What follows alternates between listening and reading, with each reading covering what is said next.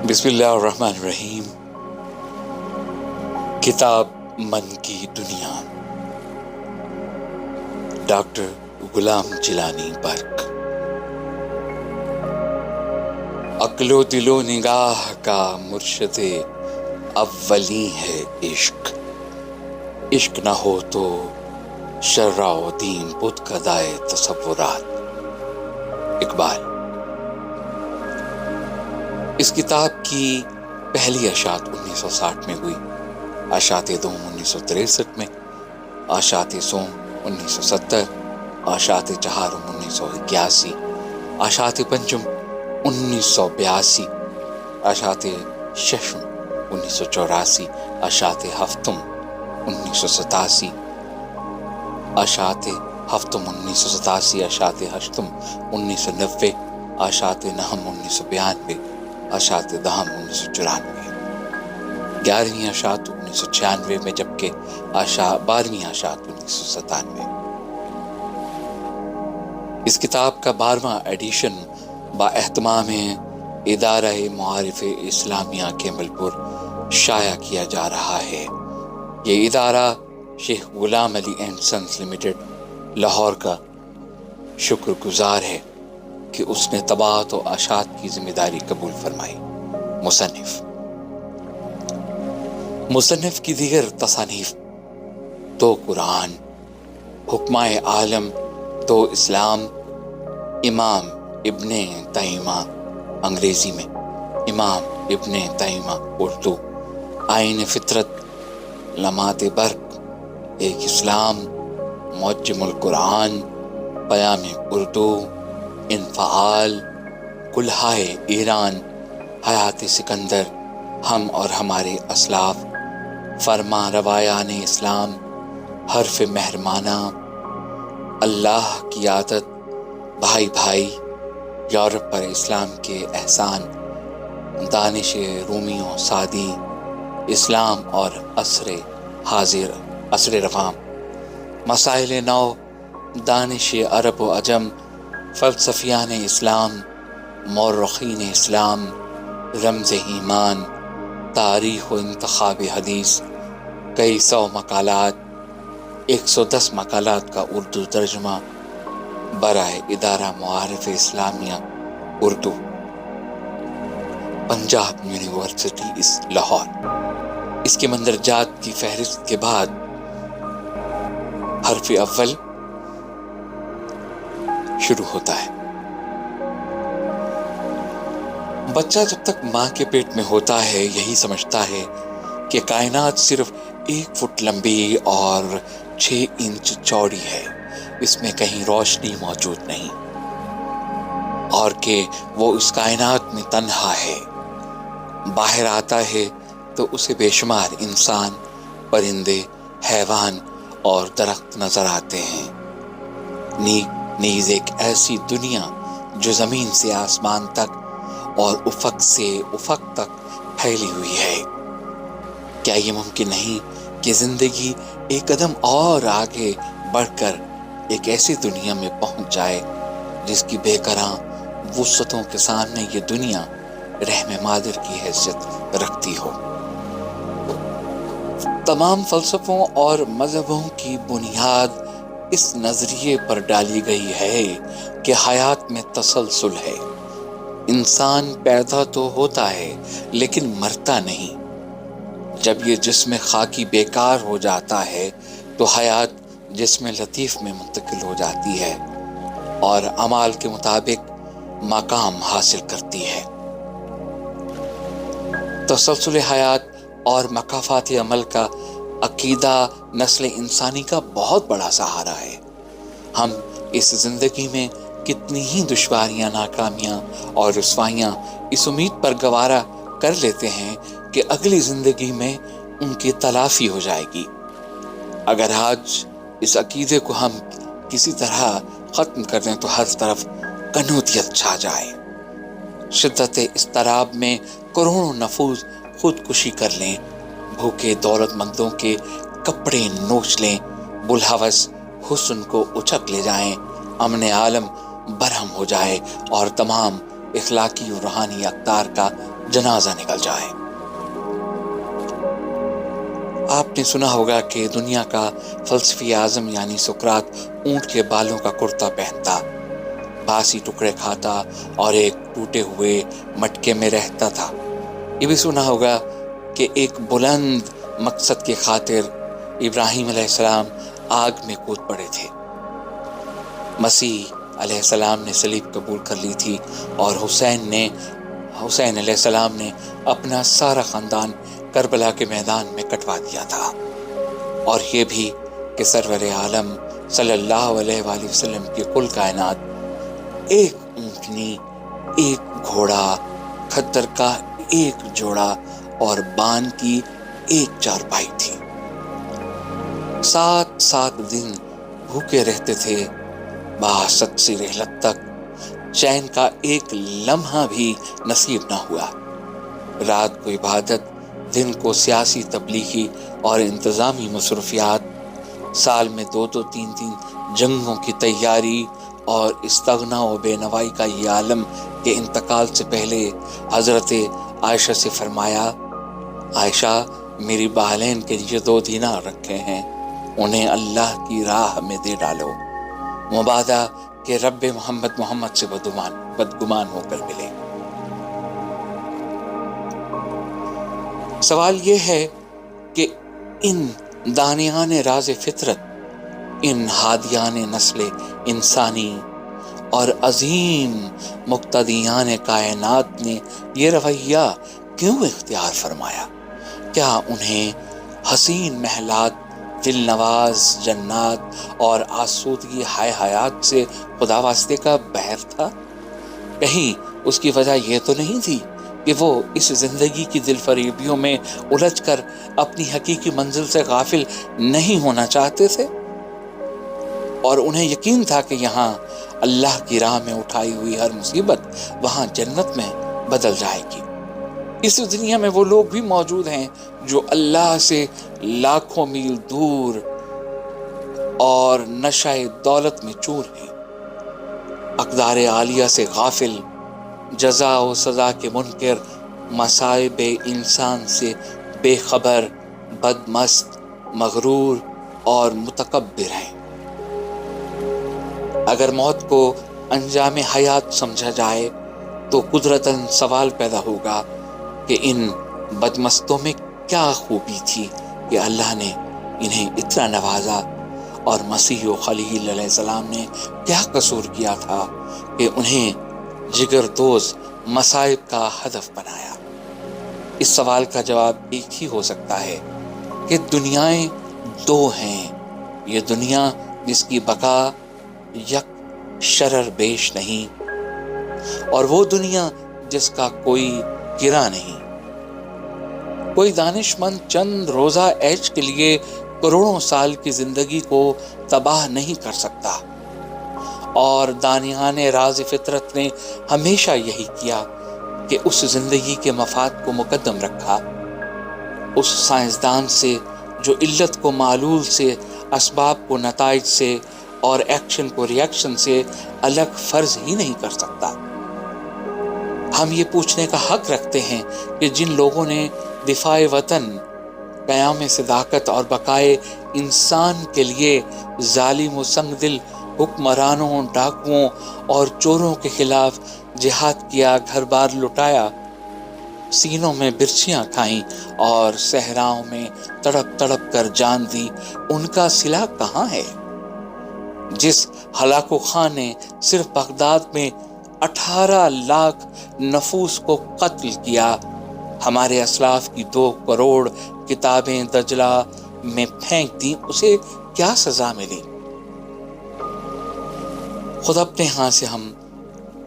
اپنے ہاں ہم آئے دن دیکھتے ہیں کہ بے نوا و بے سفارش لوگ ہر مقابلے میں ناکام رہ جاتے ہیں اور نااہل سفارشی اونچی کرسیوں پہ جا بیٹھتے ہیں۔ کیا ان تمام ناانصافیوں کو ختم کرنے کے لیے اس زندگی کا خاتمہ اور ایک نئی زندگی کا وجود ضروری نہیں؟ فلسفے کو چھوڑیے اور روح کی بات سنیے۔ روح کی گہرائیوں سے دمادم یہ صدا اٹھ رہی ہے کہ میں لازوال ہوں، ابدی و سرمدی ہوں، زمان و مکان میں میرا قیام عارضی ہے اور میرا اصلی مسکن دنیائے اسیر ہے۔ یہ وہ صدا ہے جس کی تائید 1 کروڑ مساجد، 60 لاکھ گرجوں اور لاتعداد مندروں سے ہو رہی ہے، اور یہ وہ حقیقت ہے جس کی تصدیق 1.25 لاکھ انبیاء نے کی، جس پر آج کم از کم 2.5 ارب انسان ایمان رکھتے ہیں۔ مقصد کتاب: میں نے اس کتاب میں مندرجہ ذیل حقائق کو واضح کیا ہے کہ حیات مسلسل ہے۔ نمبر 2 کہ حسین اعمال سے روح عظیم و توانا بن جاتی ہے۔ نمبر 3 کہ انسان کا جلال شوکت سنجر و سلیم ہے، اور جمال وہ نیاز و گداز جو عبادت سے پیدا ہوتا ہے۔ نمبر 4 مسلم جمال و جلال کا حسین امتزاج ہے۔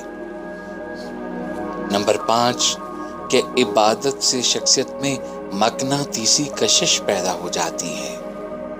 نمبر 6 کہ تمام مسرتوں اور توانائیوں کا سرچشمہ اللہ ہے، اور جو شخص اس ذات سے رابطہ قائم کر لیتا ہے اس کی ہستی عمیق اطمینان و سکون کا گہوارہ بن جاتی ہے۔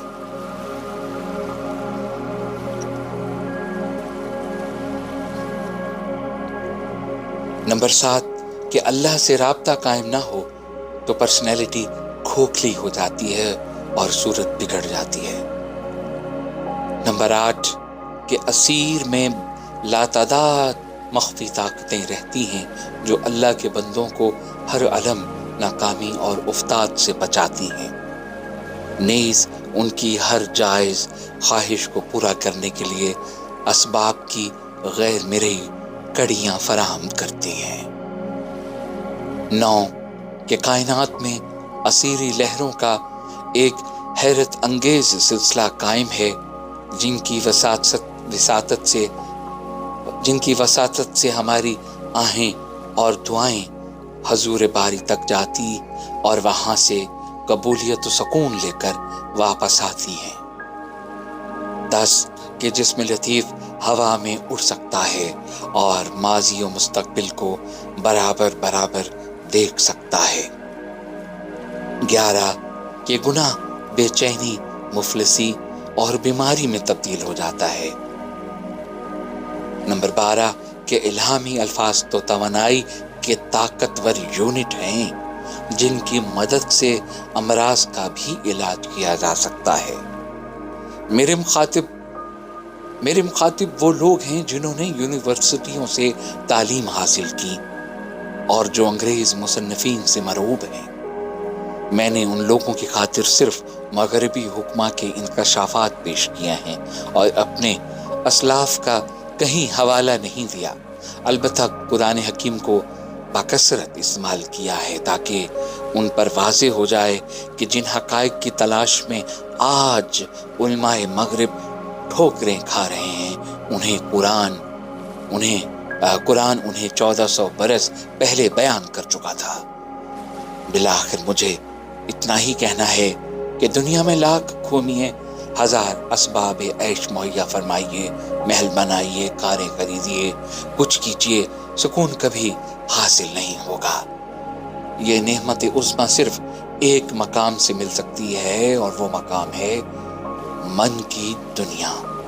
آغاز کتاب 20 جون 1960، تکمیل کتاب 28 جولائی 1960، برگ کیمل پور۔ باب اول، روح۔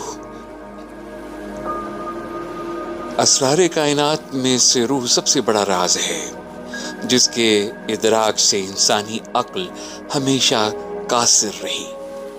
فلاسفر نے تو کہنا ہی کیا تھا، انبیاء علیہ السلام بھی صرف اتنا کہہ کر خاموش ہو گئے کہ روح امر الہی ہے، اور اس طرح عقل وماندہ کو وماندہ تر بنا گئے۔ آغاز تجسس۔ آج سے کئی ہزار سال پہلے قدیم مصریوں کے دماغ میں یہ سوالات ابھرے کہ انسان کیا ہے، کہاں سے آیا اور کہاں جا رہا ہے۔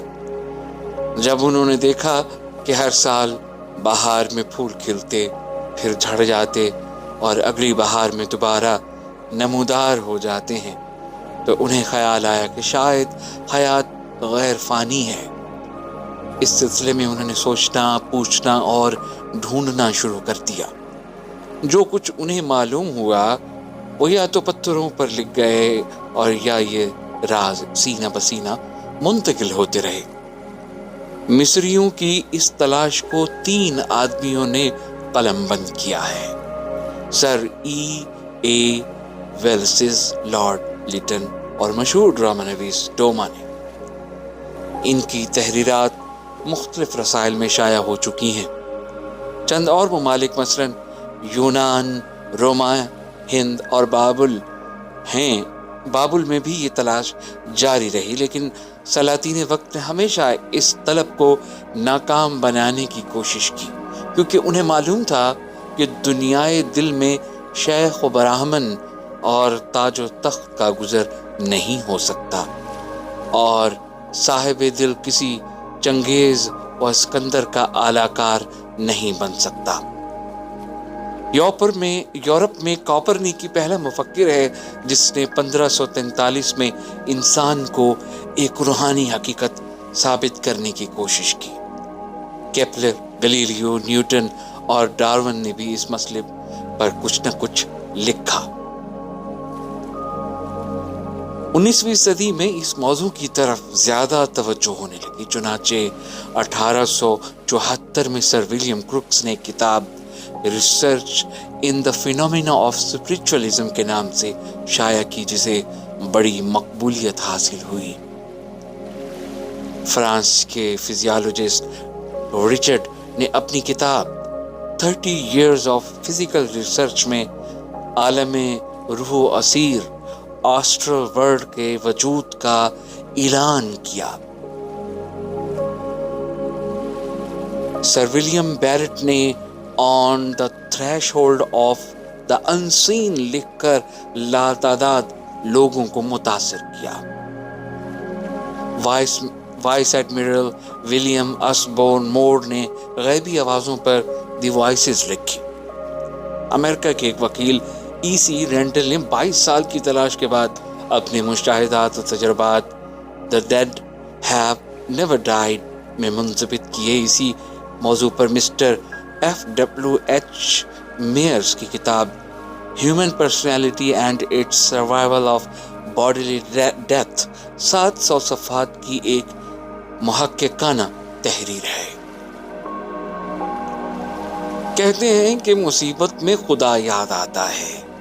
پچھلی 2 عالمگیر جنگوں میں جو کچھ یورپ پر بیتی اس سے آپ آگاہ ہیں۔ مرگ و تباہی کے ان زلزلوں اور اشک و خون کے ان مہیب سیلابوں نے لاتعداد دلوں کو لرزا دیا، اور دیکھتے ہی دیکھتے روح جس میں لطیف دعا، کاسمک ورڈ، حیات بعد الموت، تعلق باللہ، حقیقی مسرت اور دیگر متعلقہ مسائل پر سینکڑوں نہیں بلکہ ہزاروں کتابیں نکل آئیں۔ یہ لکھنے والے وہم پرست عوام سے تعلق نہیں رکھتے تھے، بلکہ ان کی کثرت سائنس کے ڈاکٹروں، پروفیسروں، فلسفیوں پر مشتمل تھی۔ مثلا mystic gleams by doctor F.R. Wheeler, PhD.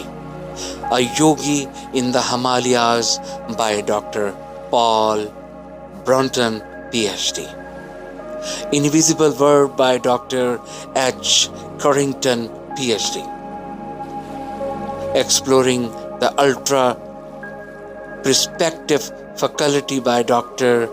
J. Hattiger, PhD. Heaven Lies Within Us by Dr. Theosis Bernard, PhD. The Invisible Influences by Dr. Alexander Cannon, MD, DPM, PhD. The Mystery of Death by Dr. Oldfield, Delit, DEL. Invisible Helpers by Dr. R.T. REVCW, Lead Beta. Variety of Religious Experience by Professor William James. The Mind and Its Place is a Place in Nature by Dr. Broad, M.A. Delit, Professor, Cambridge University. Science and Personality by Dr. William Brown, PhD, DSc Professor, Oxford University. اس فن کی بیشتر تصانیف London کا ایک ادارہ ride and کو شائع کر رہا ہے. اس ادارے کی فہرست مطبوعات سے اندازہ ہو سکتا ہے کہ وہاں کے علماء و عوام روحانیت سے کتنی دلچسپی رکھتے ہیں. اسی ادارے نے آرتھر فنڈلے کی ایک کتاب آن دا ایج آف دا ایتھرک شائع کی، جس کے پورے 27 ایڈیشن صرف 7 ماہ میں نکل گئے. ہر ایڈیشن کئی ہزار نسخوں پر مشتمل تھا. یورپ گزشتہ 150 برس سے دنیا کو علوم و فنون کا درس دے رہا ہے، اور اب اس امر کے آثار پیدا ہو گئے ہیں کہ شاید روحانیت میں بھی مغرب دنیا کی رہنمائی کرنے لگے. اس وقت یورپ میں روحانی تجربات کے سلسلے میں 20 تجربہ گاہیں، لیبارٹریز موجود ہیں، جن میں بڑے بڑے صوفی، پروفیسر، فلاسفر مصروف کار ہیں. ان کی تحقیقات سے زندگی کے بہت سے پوشیدہ پہلو سامنے آ گئے ہیں. ان میں سے کچھ آپ کی خدمت میں پیش کرتا ہوں. جسم لطیف. یہ حقیقت اب تسلیم کی جا چکی ہے کہ ہمارے اس جسم خاکی کے اندر ایک اور جسم داخل ہے جو بخارات آبی سے زیادہ لطیف ہے. حقیقی انسان وہی ہے. یہ جسم خاکی فانی ہے اور وہ غیر فانی. جب ہم سو جاتے ہیں تو یہ جسم لطیف خاکی جسم سے نکل کر ادھر ادھر گھومنے چلا جاتا ہے. یہ دونوں جسم ایک لطیف بندھن سے باہم بندھے ہوئے ہیں، اور جب کسی حادثے یا بیماری سے یہ بندھن کٹ جاتا ہے تو موت واقع ہو جاتی ہے، ورنہ نیند کے بعد جسم لطیف جسم خاکی میں واپس آ جاتا ہے. اس حقیقت کو قرآن حکیم یوں بیان کرتا ہے. سورۃ الزمر آیت نمبر 42. ترجمہ: اللہ وہ ہے جو 2 طرح روحوں کو قبض کرتا ہے، موت کے وقت اور نیند میں. وہ مرنے والوں کی روحوں کو اپنے ہاں روک لیتا ہے، لیکن باقی ارواح کو ایک خاص میعاد کے لیے ان کے اجسام میں دوبارہ بھیج دیتا ہے. اس حقیقت میں اہل فکر کے لیے کچھ اسباق موجود ہیں. ترجمہ ختم ہوتا ہے. اسی روح کو اہل فن جسم لطیف یا آسٹرل باڈی کہتے ہیں. یہ مستقل اور غیر فانی ہے، اور جسم خاکی اس کی عارضی قیام گاہ ہے. پادری لیڈ بیٹر لکھتا ہے: You are not your body. You inhabit your body. Bodies are mere shells which we cast aside like a suit of clothing. Invisible Helpers, page 70. ترجمہ: تم جسم نہیں ہو، یہ جسم تمہاری قیام گاہ ہے. اجسام محض خول ہیں جنہیں ہم موت کے وقت کیوں پرے پھینک دیتے ہیں، جس طرح کے کپڑے اتار دیے جائیں. ڈاکٹر الیکسس کیرل کا قول ہے: Man overflows and is greater than the organisms which he inhabits. ترجمہ: انسان اپنے جسم سے عظیم تر ایک چیز ہے اور اس پیمانہ خاکی سے باہر چھلک رہا ہے. اورا. مغربی صوفیوں کا خیال ہے کہ انسان کے جسم سے مختلف رنگ کی شعاعیں نکلتی ہیں جو جسم کے ارد گرد ایک ہالہ سا بناتی ہیں۔ یہ شعاعیں ہر آدمی خارج کرتا ہے، خواہ وہ نیک ہو یا بد۔ فرق یہ ہے کہ نیک و بد کی شعاعوں کا رنگ حسب کردار مختلف ہوتا ہے۔ موت سے عین پہلے یہ اورا نیلگوں مائل بسیاہی ہو جاتا ہے۔ ایک اور نظریہ یہ ہے کہ ہر انسان اپنے اعمال کے مطابق ایک ماحول یا ایٹماسفیئر اپنے ارد گرد بنا لیتا ہے۔ بدکار کا ماحول دیوار کی طرح سخت ہوتا ہے جس سے نہ کوئی فریاد یا بددعا باہر جا سکتی ہے اور نہ کاسمک ورلڈ کے عمدہ اثرات اندر آ سکتے ہیں۔ ایسا آدمی خفیہ طاقتوں کی امداد سے محروم ہو جاتا ہے۔ ممکن ہے کہ قرآن حکیم کے حجاب، غشاوہ یعنی کہ پردہ، سر، دیوار اور غلنت غلاف، اگر یہاں مجھ سے کوئی غلطی ہو رہی ہے تو میں معذرت چاہتا ہوں، سے مراد یہی ماحول ہو۔ ڈاکٹر کیرنگٹن کا خیال ہے کہ aura is an invisible magnetic radiations from the human body which either attracts or repels۔ ترجمہ: اور وہ غیر مرئی مقناطیسی روشنی ہے جو انسانی جسم سے خارج ہوتی ہے، یا یہ یا تو دوسروں کو اپنی طرف کھینچتی ہے اور یا پرے دھکیل دیتی ہے۔ ترجمہ ختم ہوتا ہے۔ اس قسم کی شعاعوں سے انکار ناممکن ہے کیونکہ بعض افراد کی طرف کھینچنا اور بعض سے دور بھاگنا ہمارا روزانہ کا تجربہ ہے۔ یہ شعاعیں جسم خاکی اور جسم لطیف دونوں سے خارج ہوتی ہیں۔ نیک کردار لوگ پرسنالٹی یعنی جسم لطیف کی شعاعوں سے دنیا کو کھینچتے ہیں اور دنیا عقیدت، ایمان اور تعظیم کے تحائف لے کر ان کے ہاں جاتی ہے۔ دوسری طرف جسمانی شعاعیں بعض سفلی جذبات میں تو ہیجان پیدا کر سکتی ہیں لیکن اس سے زیادہ کچھ نہیں کر سکتی۔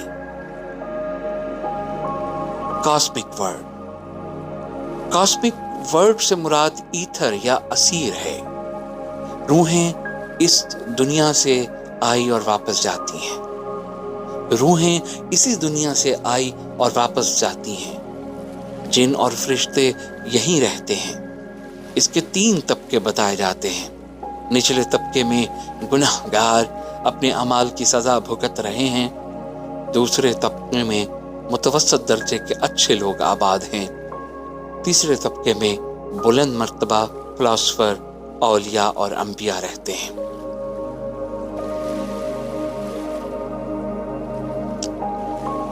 فلسفہ دعا و عبادات۔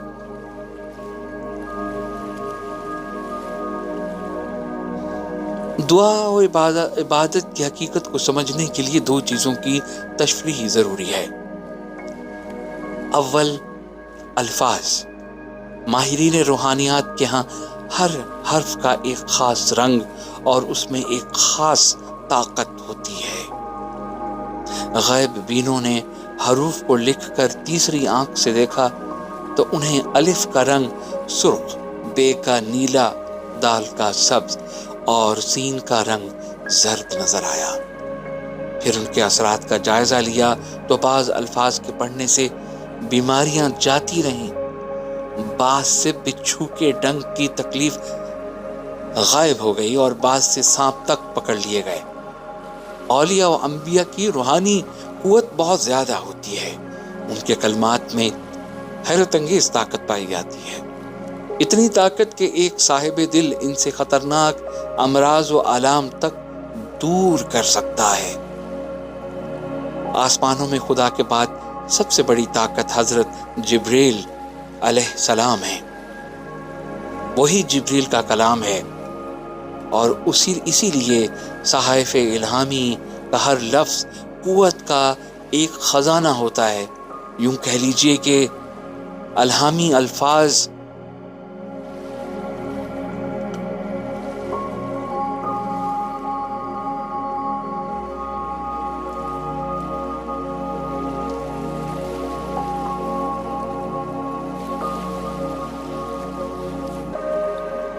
highly energized ہیں. تعویذ کی طاقت کا راز بھی یہی ہے. پادری لیڈبیٹر لکھتا ہے, a talisman or an amulet strongly charged with the magnetism for a particular purpose by someone who possesses strong magnetic power may be of invaluable help. ترجمہ: ایک تعویذ یا ٹوٹکا جس میں کوئی زبردست مقناطیسی شخصیت کسی خاص مقصد کے لیے مقناطیسی طاقت بھر دے بہت مفید ثابت ہوتا ہے. ترجمہ ختم ہوتا ہے. پادری لیڈبیٹر یورپ کے مشہور صوفیہ میں سے تھے. ان کی وفات غالباً 1935 میں ہوئی. یہ جسم لطیف میں دور دور تک پرواز کرتے اور مخفی اشیاء کو دیکھ سکتے تھے، اور وہ اپنی کتاب The Master and the Path میں لکھتے ہیں, Each word as it is uttered makes a little from etheric matter. The word hate, for instance, produce a horrible from, so much so that having seen its shape, I never used the word. When I saw the from, it gave me a feeling of acute discomfort. Page 136. ترجمہ: ہر لفظ ether میں ایک خاص شکل اختیار کر لیتا ہے. مثلاً لفظ نفرت اس قدر بھیانک صورت میں بدل جاتا ہے کہ ایک مرتبہ میں نے یہ صورت دیکھ لی اور اس کے بعد مجھے یہ لفظ استعمال کرنے کی کبھی جرت نہ ہوئی. اس منظر سے مجھے انتہائی ذہنی کوفت ہوئی تھی. ترجمہ ختم ہوتا ہے. اس کتاب میں اس قسم کے 2 اور واقعات بھی درج ہیں.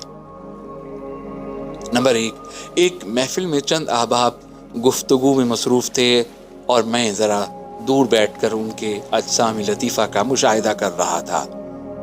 ایک نے کسی بات پر زور سے کہا لگایا اور ساتھ ہی کوئی پھپتی کس دی اور معاً اس کے جسم لطیف پر گہرے نسواری رنگ کا ایک خاص ایسا جالا تن گیا جسے دیکھ کر انتہائی کراہت پیدا ہوئی. نمبر 2, پادری لیڈبیٹر نے ایک آدمی کے جسم لطیف پر بے شمار پھوڑے اور ناسور دیکھے جن سے پیپ کے چشمے رواں تھے.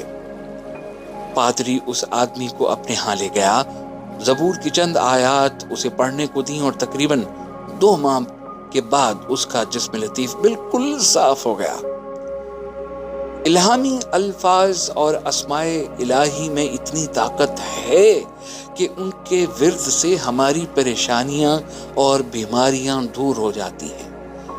مسلمان اس لحاظ سے خوش قسمت ہیں کہ ان کے پاس اللہ کے 99 صفاتی نام مثلاً رحیم، کریم، غفور، کبیر وغیرہ موجود ہیں جنہیں حسب حاجت پکارا جا سکتا ہے. لیکن یہ سہولت دیگر مذاہب میں موجود نہیں.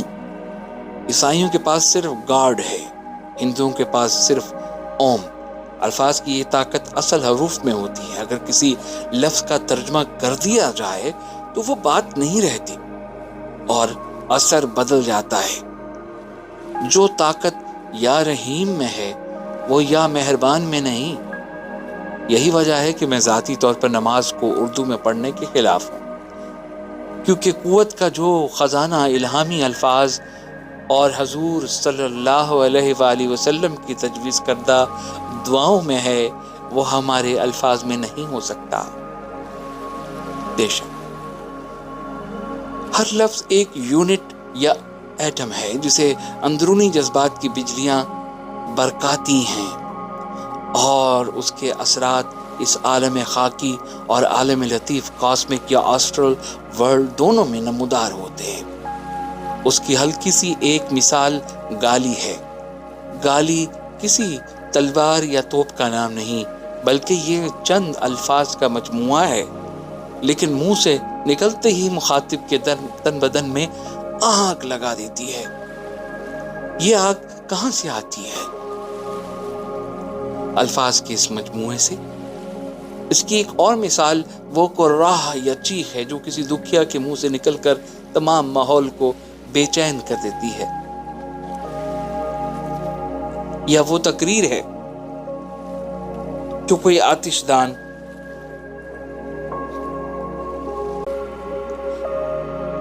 معذرت کے ساتھ یا وہ تقریر ہے جو کوئی آتش بیان جرنیل بے ہمت فوج کے سامنے جھاڑتا ہے، اور ہر سپاہی میں اس قدر آگ بھر دیتا ہے کہ وہ موت کے سیلابوں اور طوفانوں سے بھی نہیں بچ سکتی۔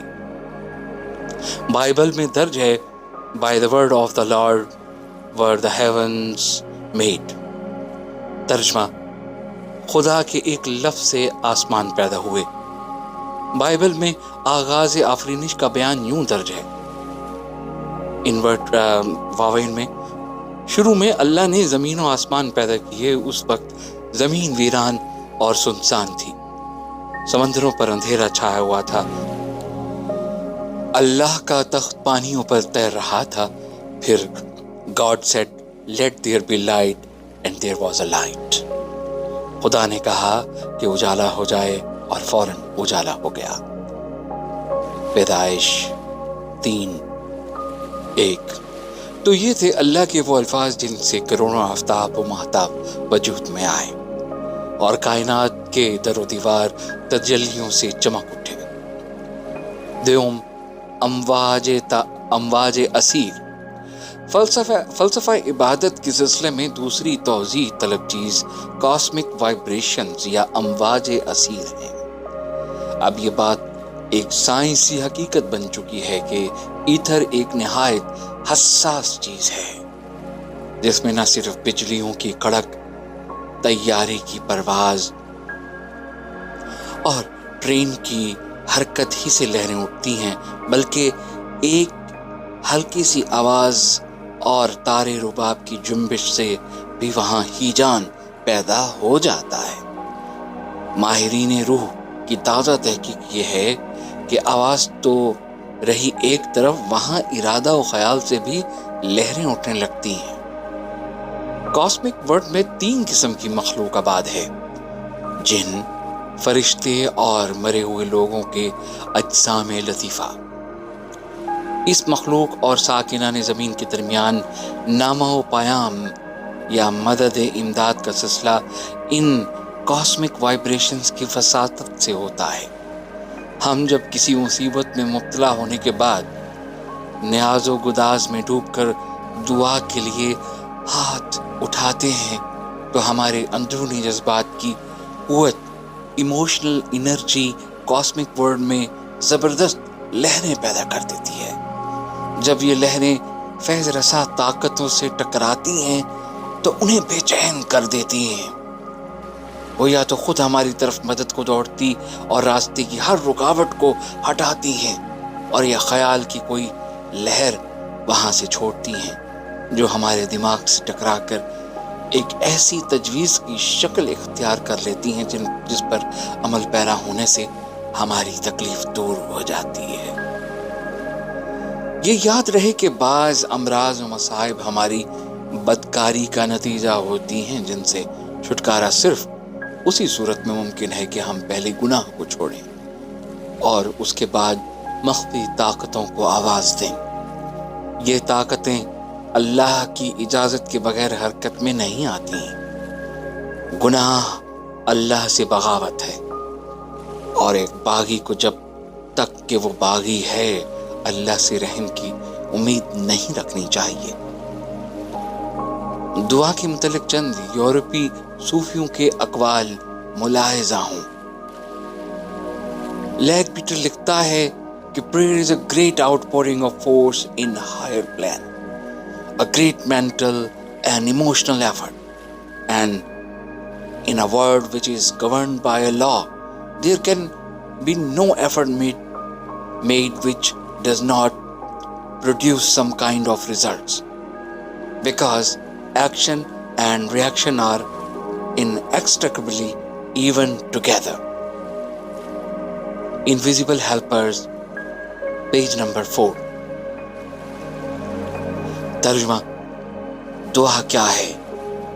کاسمک ورلڈ میں قوت کے خزانوں کا منہ کھول دینا، یہ ایک زبردست ذہنی و جذباتی جد و جہد ہے، اور اس دنیا میں جو ایک نظام کے تحت چل رہی ہے، ہر کوشش کا کوئی نہ کوئی صلہ ہوتا ہے۔ یہاں نتائج اعمال سے یوں بندھے ہوئے ہیں کہ انہیں جدا کرنا ممکن نہیں۔ ترجمہ ختم ہوتا ہے۔ یہی صوفی ایک اور مقام پہ کہتا ہے، Any strong thought of devotion brings an instant response. The universe would be dead if it did not. The appeal and the answer are like the observe and the reverse of coin. The answer is only the other side of the request, just as effect is the other side of the cause. The Master and the Path, page number 231. ترجمہ: گداس میں ڈوبی ہوئی ہر آواز کا جواب فوراً آتا ہے۔ اگر ایسا نہ ہو تو لوگ کائنات کو مردہ سمجھنے لگیں۔ دعا اور قبولیت ایک سکے کے دو رخ ہیں۔ قبولیت اسی طرح دعا کا دوسرا رخ ہے، جس طرح نتیجہ سبب کا۔ R.W. ٹرائن کا قول ہے، Every thought is a force that goes out and comes back laden with its kind, in tune with the infinite, page number 81. ترجمہ: ہر خیال ایک لہر ہے جو دماغ سے نکلنے کے بعد موزوں صلہ لے کر واپس آتی ہے۔ قبولیت دعا کے لیے دو چیزوں کا ہونا ضروری ہے۔ نمبر 1، اگر تکلیف گناہ کا نتیجہ ہو تو اعتراف گناہ اور توبہ۔ نمبر 2، نیاز، گداز اور اضطراب کہ وہ دعا انہی شہپروں سے عالم بالا کی مسافتوں کو طے کرتی ہے۔ اگر موٹر میں تیل نہ ہو تو وہ چلے گی کیا؟ اگر دعا کے ساتھ گداز و اضطراب کی طاقت شامل نہ ہو تو وہ اڑے گی کیسے؟ اللہ نے قرآن میں اسی دعا کو قبول کرنے کا وعدہ کیا ہے جس کے ساتھ اضطراب شامل ہو۔ سورۃ النمل کی آیت نمبر 62 کا ترجمہ دیکھیے، ہمارے سوا وہ کون ہے جو بے قرار کی پکار کا جواب دے۔ ترجمہ ختم ہوتا ہے۔ کسی دانا کا مقولہ ہے کہ کائنات کی طاقتوں کو مسخر کرنے کا طریقہ ایک ہی ہے کہ ان کے سامنے جھک جاؤ اور ان کے ہر اشارے کی تکمیل کرو۔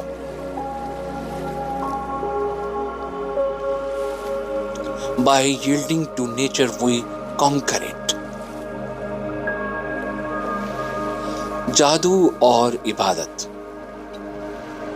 آغاز میں انسان بعض ریاضتوں سے قوت ارادی کو مضبوط بنا کر چند مخفی طاقتوں کو قابو کر لیتا تھا اور الادین کی طرح کبھی ارادے کے چراغ سے کسی جن کو اپنا خدمتگار بنا لیتا تھا۔ ارادے کو یوں مضبوط کر کے مخفی طاقتوں کو جھکانا ہر ایک کے دم کا کام نہیں تھا، معذرت کے ساتھ۔ اس لیے مجبوراً انسان خود ان طاقتوں کے سامنے جھک گیا اور گڑگڑا کر ان سے مرادیں مانگنے لگا۔ اسی گڑگڑاہٹ کا نام عبادت ہے۔ خیالات کا اثر جسم پر۔ ہم عرض کر چکے ہیں کہ ہر لفظ توانائی کا ایک یونٹ ہے۔ ہمارا ہر جملہ قوت کا ایک ذخیرہ لیے ہمارے منہ سے نکلتا اور دوسروں کو متاثر کرتا ہے۔ ہماری داد ایک شاعر کے چہرے کو چمکا دیتی ہے۔ ہماری شاباش سے ایک طالب علم کا حوصلہ بلند ہو جاتا ہے۔ جب ہم ایک بیمار کے سراہنے بیٹھ کر چند کلمات تسکین کہتے ہیں تو اسے آفاقہ سا محسوس ہونے لگتا ہے، اور بعض اوقات ایک مریض بول اٹھتا ہے، آپ کے آنے سے میری تکلیف کم ہو گئی ہے۔ الفاظ خیالات کی تصویریں ہیں اور خیالات وہ لہریں ہیں جو دماغ سے اٹھتی ہیں۔ ان لہروں کی دو قسمیں ہیں، ایک وہ جو خوف، نا امیدی، بے ہمتی، غصہ، حسد، جلن، انتقام، بے چینی اور سراسیمگی پیدا کرتی ہے، دوسری وہ جن سے محبت، رحم، فیاضی، سخاوت، شجاعت، نیکی اور تقوی کے اثرات مرتب ہوتے ہیں۔ جب کوئی آدمی خیانت یا چوری کرتا ہے، رشوت لیتا ہے یا ناونوش میں پڑ جاتا ہے تو دماغ ایسی لہریں خارج کرتا ہے جو خوف اور بے چینی میں تبدیل ہو جاتی ہیں۔ اور کتنے ہی ایسے امراض ہیں جو بے چینی سے پیدا ہوتے ہیں۔ بعض اوقات شدید بے چینی دیوانگی یا موت کی صورت اختیار کر لیتی ہے۔ Mister R.W. ٹرائن نے ایک عورت کی کہانی درج کی ہے کہ کسی بات پر اسے اتنا غصہ آیا کہ اس کے دودھ میں زہر بھر گیا اور اس کا دودھ پیتا بچہ مر گیا۔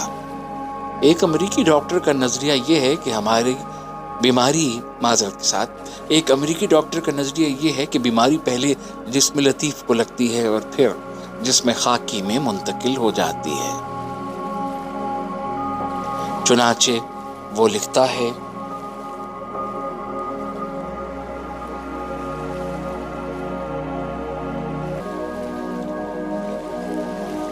اس کا انگریزی کا حصہ اس میں کچھ الفاظ مٹے ہوئے ہیں، تاہم متن یقیناً آپ تک صحیح طرح نہیں پہنچ پائے گا۔ اس کا ترجمہ میں آپ کی خدمت میں پیش کرتا ہوں۔ دماغ جسم کا فطری محافظ ہے۔ ہر قسم کا گناہ جسم لطیف میں برز اور دیگر امراض پیدا کرتا ہے، اور پھر یہی امراض جسم خاکی میں منتقل ہو جاتے ہیں۔ غصے سے تھوک کے اجزائے ترکیبی ایک خطرناک زہر میں تبدیل ہو جاتے ہیں۔ فوری اور شدید اشتعال سے نہ صرف دل کمزور ہو جاتا ہے بلکہ دیوانگی اور موت تک کا خطرہ ہو سکتا ہے۔ ترجمہ ختم ہوتا ہے۔ میرے ایک شناسہ مشرقی پاکستان کے مشہور جنگل سندر بن میں شکار کھیل رہے تھے کہ اچانک سامنے سے شیر آ گیا۔ یہ بے ہوش ہو کر گر پڑے اور شیر واپس چلا گیا۔ ہوش آنے کے بعد اٹھے اور گرتے پڑتے اپنے خیمے تک پہنچے اور دوسری صبح آئینے میں نگاہ ڈالی تو کیا دیکھتے ہیں کہ سر کے تمام بال سفید ہو چکے ہیں۔ یہ ہے اثر جذبات کا جسم پر۔ دوسری طرف محبت، رحم، مروت، خوش خلقی، اللہ کی عبادت، گداز اور نیاز سے جسم میں ایسی رطوبتیں پیدا ہوتی ہیں جو بیماری کے اثر کو زائل کرتی ہیں۔ یہ کہانی اس امریکی ڈاکٹر کی زبانی سنی ہے۔ On the other hand, love, goodwill, benevolence, and kindliness tend to stimulate a healthy, purifying, and life-giving flow of bodily secretions. And these forces set into a bounding activity will counteract the diseases-giving effect of the vices. ترجمہ: دوسری طرف محبت، نیک نیتی، مروت اور ہمدردی سے ایسی صحت بخش، پاک ساز اور حیات افروز رطوبتیں پیدا ہوتی ہیں جو گناہ کے بیمار کن اثرات کو ظاہر کر دیتی ہیں۔ ترجمہ ختم ہوتا ہے۔ حضرت مسیح علیہ السلام خیر و شر کے اثرات سے پوری طرح باخبر تھے۔ انہیں یقین تھا کہ بیماری گناہ کا نتیجہ ہے۔ چنانچہ جب کوئی مریض ان کے ہاں آتا تو پہلا سوال یہ ہوتا، ڈو یو بلیو؟ ترجمہ: کیا تم مجھے اور میرے پیغام کو مانتے ہو؟ اور پھر یہ بتاتے، گو اینڈ سن نو مور۔ ترجمہ: جاؤ اور آئندہ گناہ سے بچو۔ ایک فلسفی کا قول ہے، suffering is designed to continue only so long as sin continues. The moment the violation ceases, the cause of the suffering is gone. ترجمہ: دکھ اسی وقت تک باقی رہتا ہے جب تک گناہ باقی رہے۔ گناہ کو چھوڑتے ہی دکھ کا سلسلہ ختم ہو جاتا ہے۔ ترجمہ ختم ہوتا ہے۔ یہ ممکن ہے کہ گزشتہ گناہوں کا اثر کچھ دیر تک باقی رہے، لیکن تائب ہوتے ہی صحت و مسرت کا عمل شروع ہو جاتا ہے۔ حضرت مسیح علیہ السلام کا ارشاد ہے، My words are life to them that find them and health to all their flesh۔ ترجمہ، میرا پیغام میرے ماننے والوں کو زندگی دے گا اور ان کے اجسام کو صحت بخشے گا۔ قرآن حکیم میں مذکور ہے، سورۃ الانعام کی آیت نمبر 83۔ ترجمہ، وہ ایماندار جو اپنے ایمان میں گناہ کو داخل نہیں ہونے دیتے، وہ امن و سکون اور ہدایت کی نعمت سے بہراور ہوں گے۔ گیتا میں لکھا ہے، جو شخص حواس اور عقل کو ضبط میں لانے کے بعد خواہشات کو ترک کر دیتا ہے، وہ تمام دکھوں سے رہائی پا لیتا ہے۔ گیتا 5/28۔ مہاتما بدھ کا ارشاد ہے، تندرستی نیکی کا نام ہے۔ جب لالچ، نفرت اور فریب کی آگ بجھ جاتی ہے تو مکمل چین اور سکون، نروان مل جاتا ہے۔